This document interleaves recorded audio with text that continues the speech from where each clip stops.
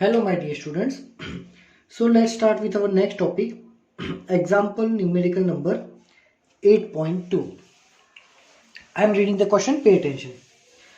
3 equal masses of m kilogram each are fixed at the vertices of an equilateral triangle. मतलब हमारे पास एक equilateral triangle है, equilateral triangle ABC,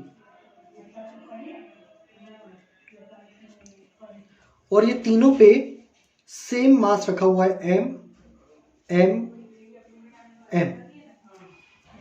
ठीक है.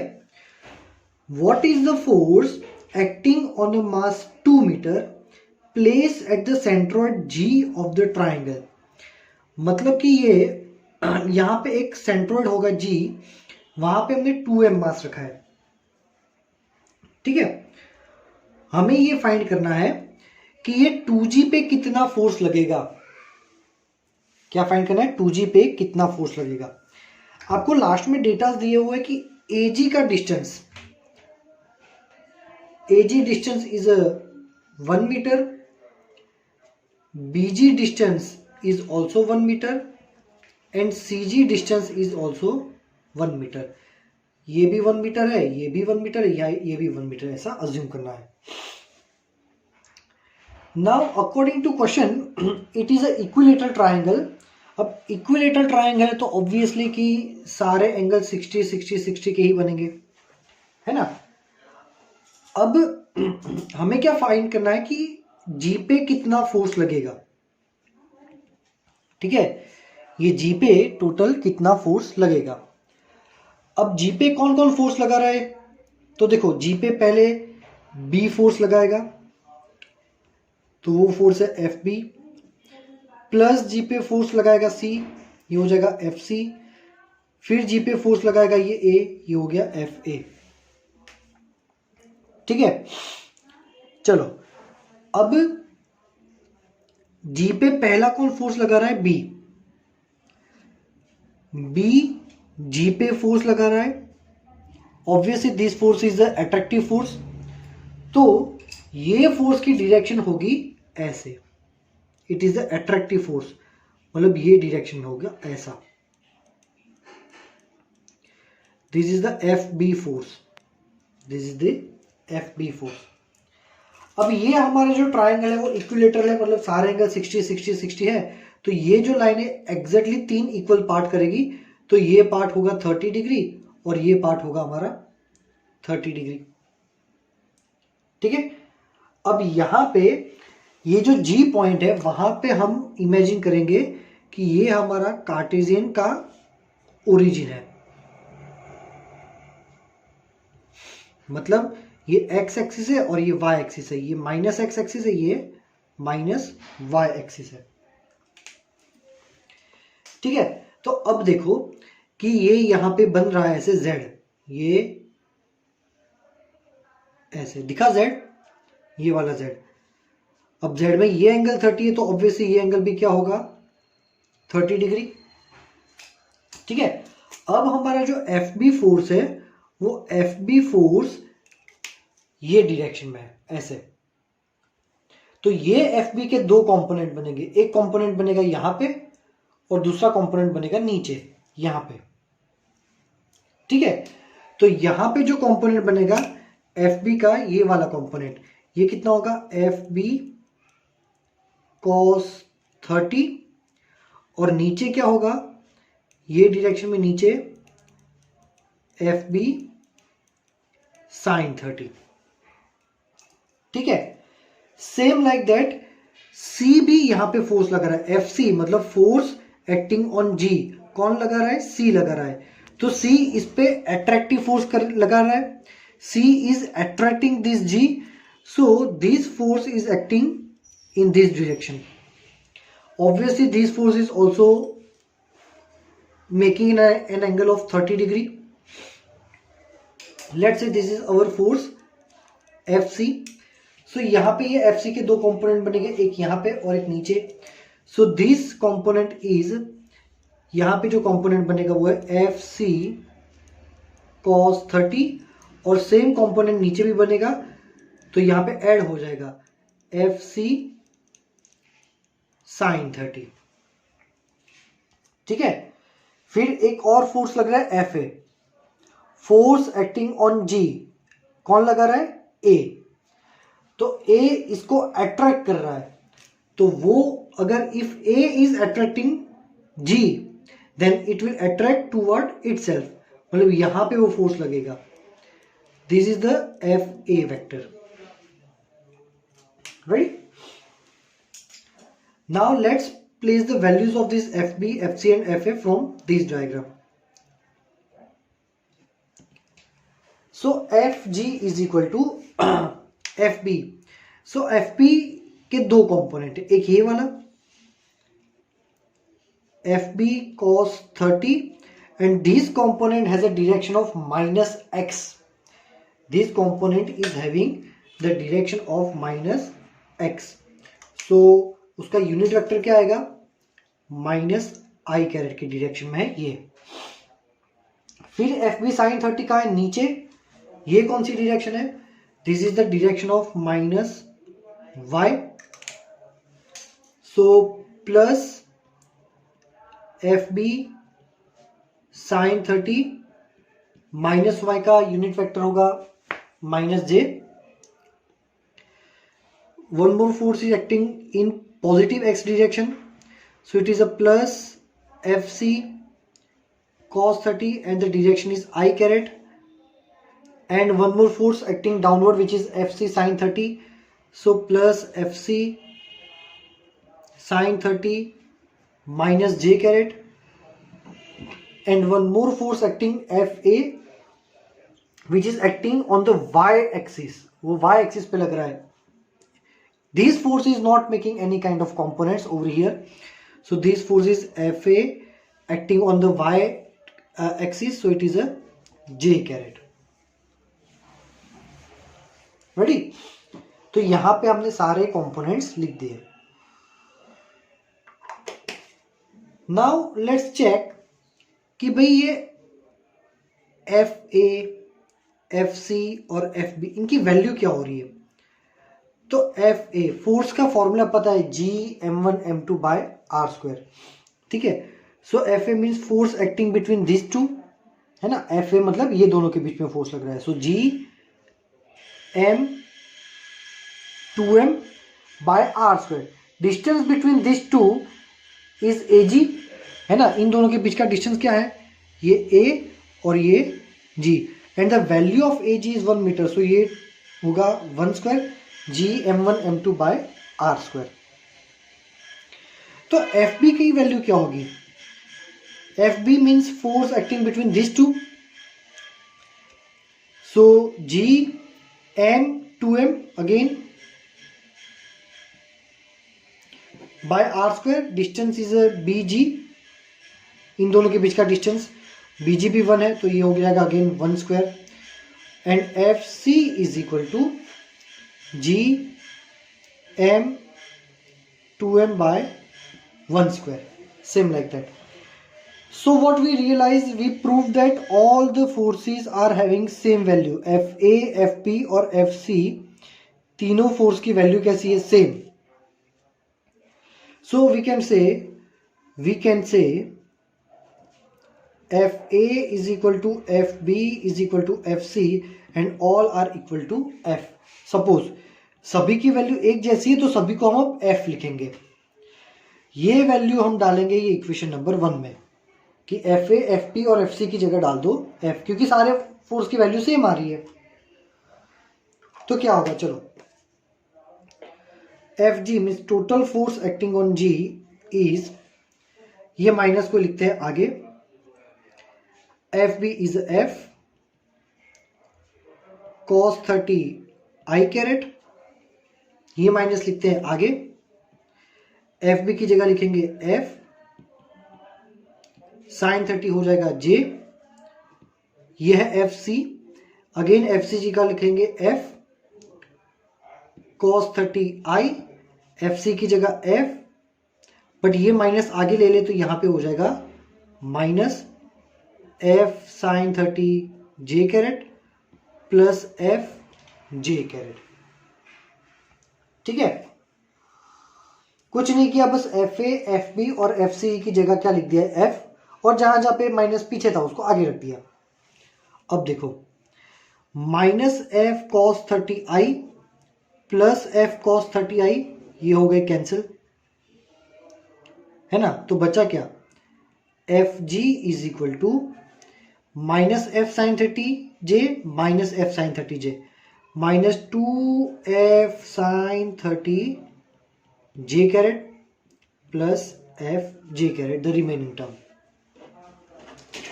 तो अब क्या हुआ देखो,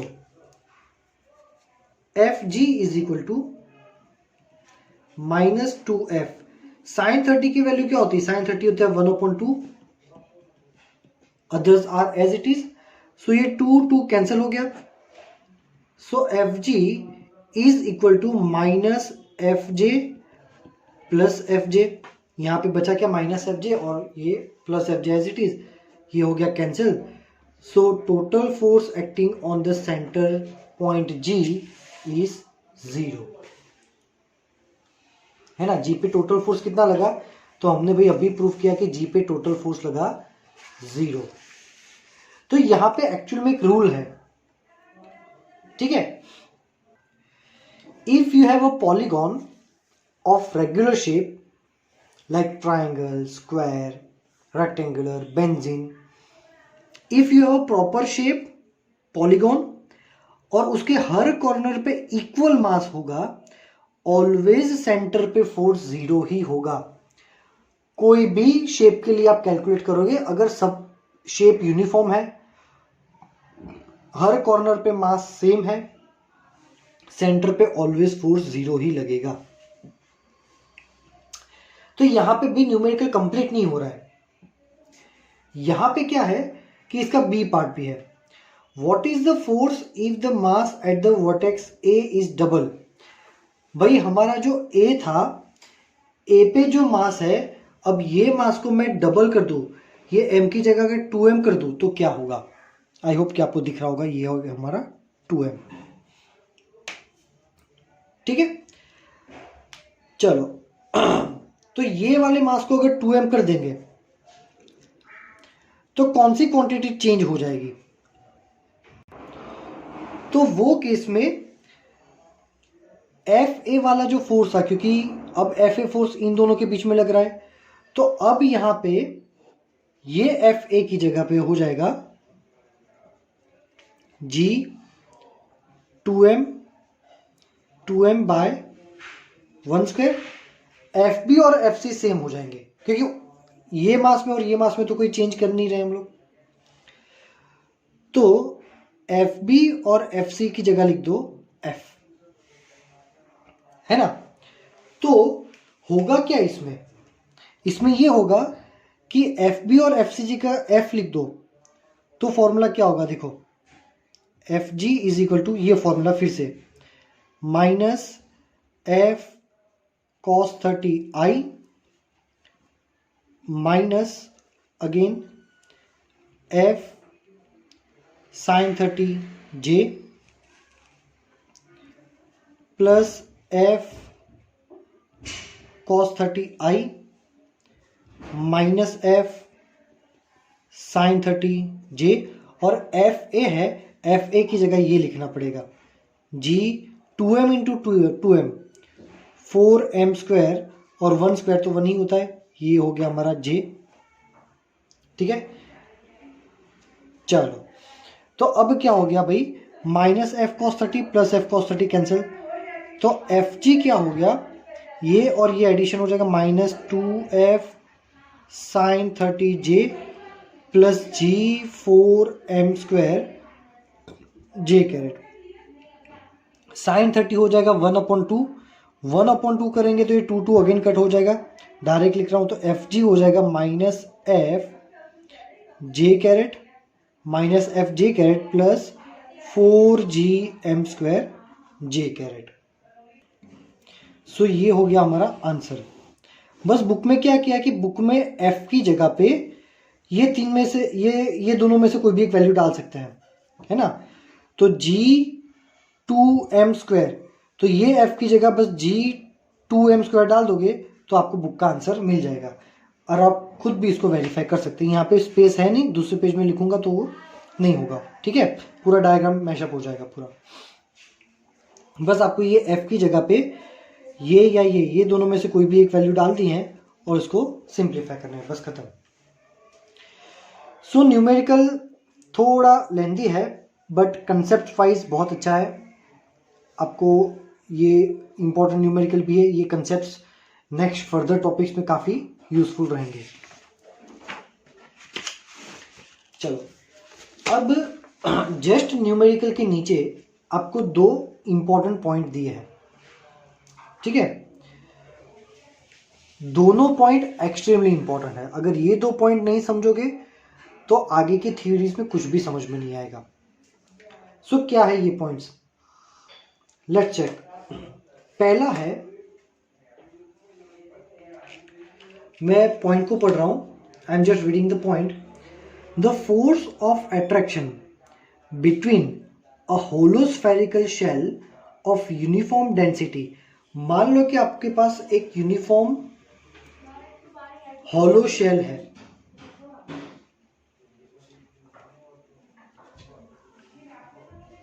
ठीक है। This shell is having uniform density and suppose another object is lying just outside of the shell. एक पॉइंट जो है वो शेल के बाहर है। इन दैट केस दोनों ही एक दूसरे पे ग्रेविटेशनल फोर्स लगाएंगे, ठीक है। तो ये केस में शेल क्या करेगा, एम पे फोर्स लगा रहा है। Yes, shell is applying force on M. So the rule is that, the law is saying that in this type of case when the object is lying outside the shell, अगर कोई object shell से बाहर है तो इस पे जो force लगेगा बाहर वाले पॉइंट पे, this force will always acts toward the centre of the shell. ये फोर्स ऑलवेज कहां लगेगा, सेंटर ऑफ द शेल पे। अगर हमारा मास इधर होगा ना पॉइंट, तो भी उस पे फोर्स तो टुवर्ड्स द सेंटर ही लगेगा, है ना। ये मैंने सिंपल वर्ड में लिखा है कि इफ पॉइंट मास और any object is located outside the sphere, then force will act towards the center of shell always, ठीक है। हमारी बुक में ये वर्ड को कुछ ऐसा लिखा है कि the entire mass of the shell is concentrated at the centre of shell. उसमें ऐसा लिखा है बुक में कि फोर्स ऐसे लगेगा कि जैसे शेल का पूरा मास उसके सेंटर पे ही हो। और याद रखो कि ग्रेविटेशनल फोर्स है ना, F is equal to G m1 m2 by r, जो हम पढ़ रहे हैं, ये this force is responsible for mass. जिसके पास मास होगा ना वही ये फोर्स लगाएगा। और यहाँ पे फोर्स कहाँ लग रहा है, सेंटर पे। मतलब ये शेल का मास कहाँ है, सेंटर में। ऑफकोर्स सेंटर ऑफ मास हमने पढ़ा था, है ना। तो बुक में जो है वो कॉम्प्लिकेटेड लैंग्वेज में लिखा है। जब भी आपको बुक में ऐसा लिखा हो, है ना, कि force is acting like if the entire mass of the shell is concentrated at the centre of the shell, मतलब कि फोर्स सेंटर पे लग रहा है। जहां मास होता है वहीं पे फोर्स लगता है, सिंपल सी बात है। अब बुक में ऐसा बोला कि मास सेंटर में है, मतलब फोर्स सेंटर में लग रहा है। Second point, if there is a same hollow shell, again it is a hollow shell। भी शेल तो hollow ही होता है, hollow sphere लिखना पड़ता है ना, शेल तो hollow ही होता है, ठीक है। चलो ये hollow shell नहीं होता, ये बेइज्जती हो गई।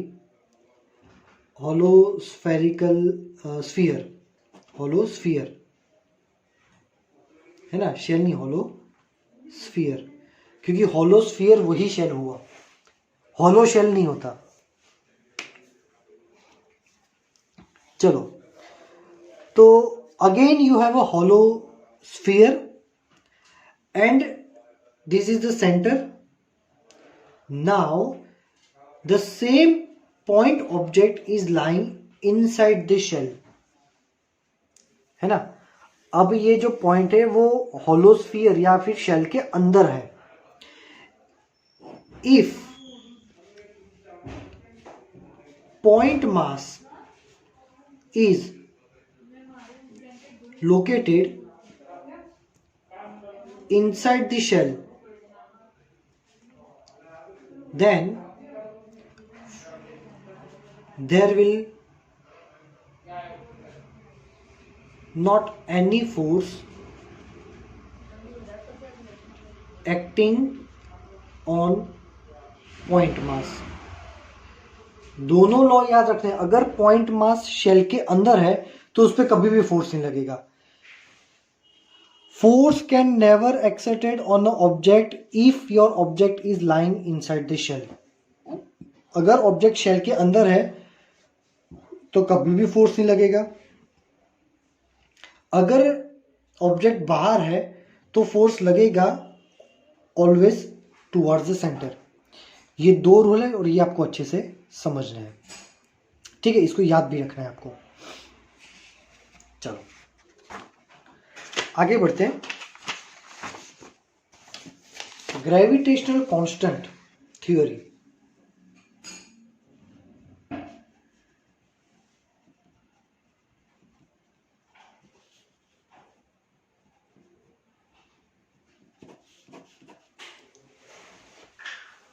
ठीक है, चलो भाई, हमारे पास एक फॉर्मूला था F is equal to G m1 m2 by R square.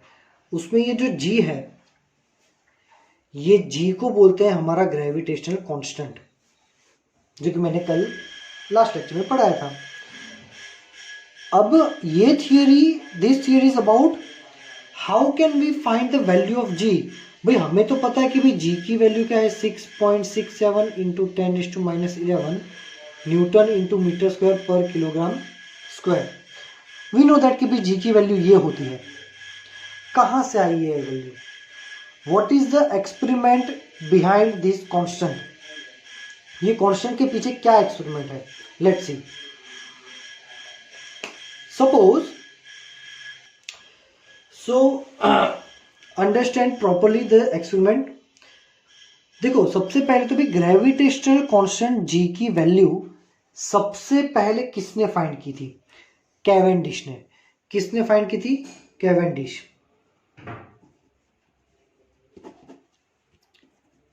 ठीक है, चलो. तो क्या था वो एक्सपेरिमेंट में? यहां पे एक रिजिड सपोर्ट है, मीन्स यू कैन से कि वॉल काइंड ऑफ, और वहां पे एक वायर हमने ऐसे लगा दिया है. दिस इज द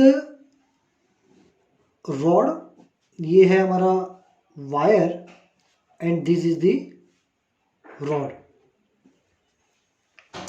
ठीक है, ये रॉड की लेंथ कितनी है भाई? L. अज्यूम कर लेते हैं कि ये रॉड की लेंथ है L. अब यहां पे मैं दो छोटे छोटे से स्फीयर लगाता हूं. These spheres are A and B. These spheres are A and B.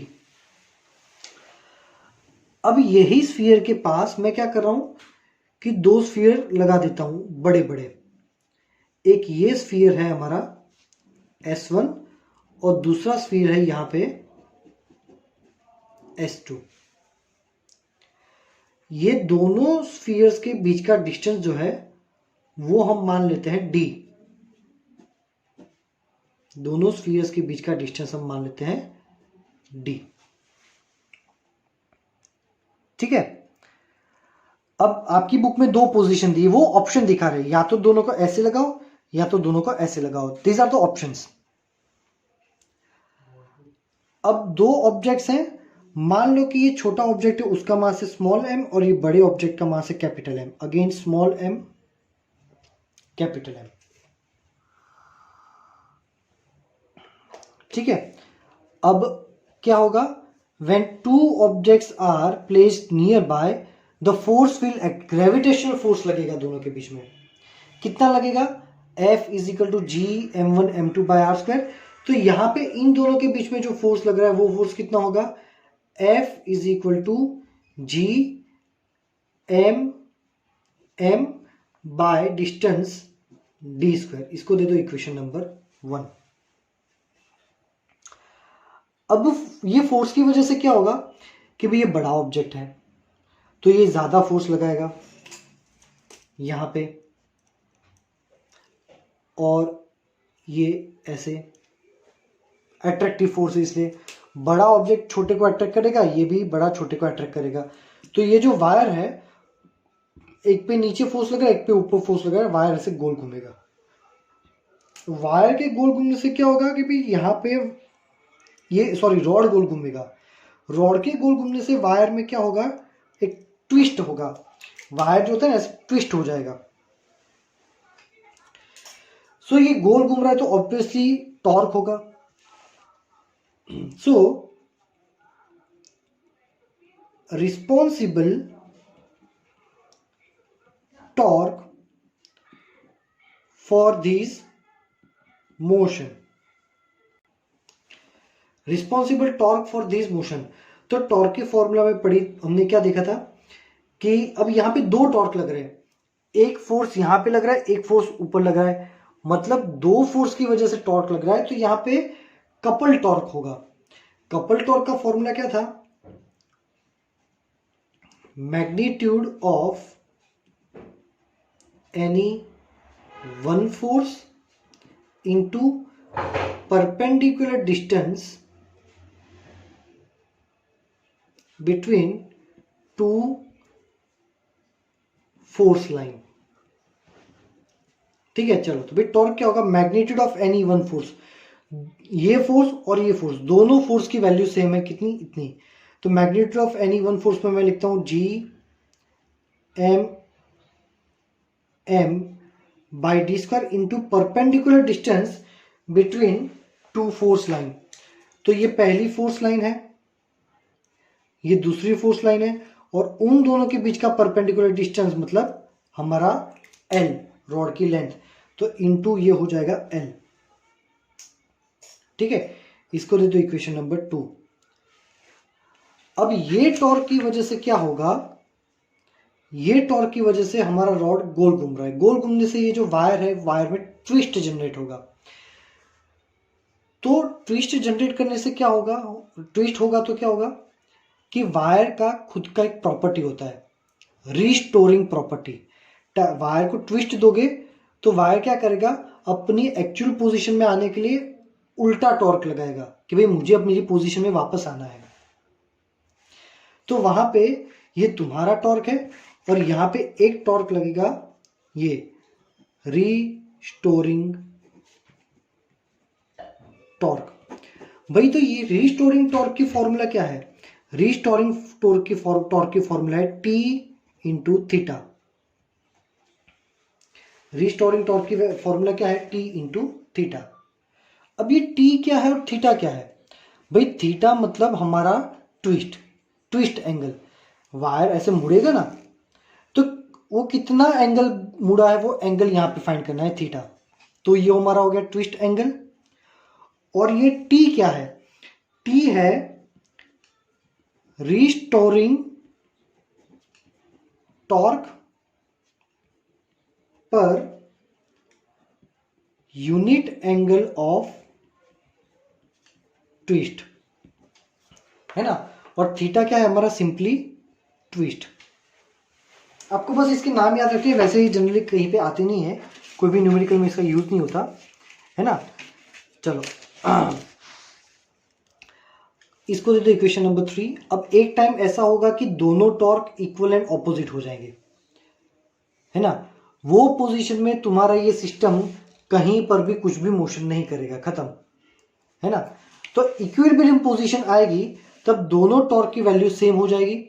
तो यहां पे इक्वेशन नंबर 2 और इक्वेशन नंबर 3 को अगर इक्वेट करें तो G M M by D square into L is equal to T theta. अब इसमें से अगर g को सब्जेक्ट बनाए तो t theta d square by m ठीक है। तो ये हो गया हमारा जी फाइंड करने का फॉर्मूला। आपके पास ये टी की वैल्यू होगी, थीटा होगी, सारी वैल्यूज अगर आप इसमें पुट करोगे तो आपको जी की वैल्यू जितनी भी बार एक्सपेरिमेंट करोगे अप्रोक्सीमेटली वैल्यू मिलेगी ये। सो ऐसे ये एक्सपेरिमेंट से जी की वैल्यू फाइंड हुई थी, है ना। तो आज के लेक्चर में यहीं तक रखते हैं। Read this experiment carefully, line to line, word by word, and if you are having any doubt you can ask me in the message section. Thank you very much my dear students.